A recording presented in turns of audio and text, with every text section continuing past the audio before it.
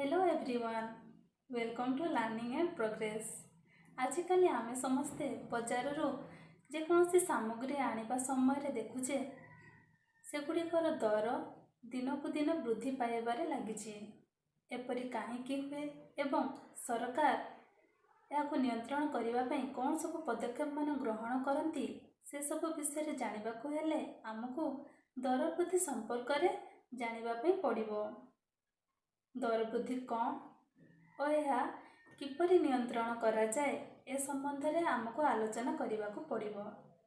तेबे आसंतु आजिर भिडियोटी को आरंभ करिबा। दैनंदिन जीवन रे आमे आमर आवश्यकता पूरण करिबा पई विभिन्न प्रकार द्रव्य उपरे निर्भर करिथाउ।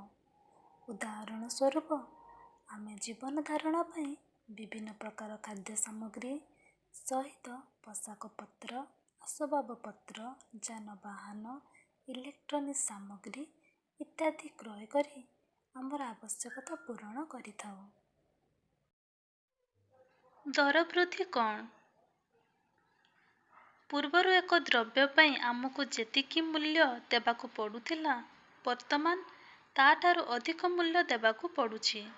एहाकू दर वृद्धि कुहा जाए। दर वृद्धि निरूपण पद्धति एहा दुई प्रकारर। प्रथमटी पाइकारी दर सूचक, द्वितीयटी खाउटी दर सूचक। दर सूचक द्वारा दर वृद्धि निरूपण प्रक्रिया।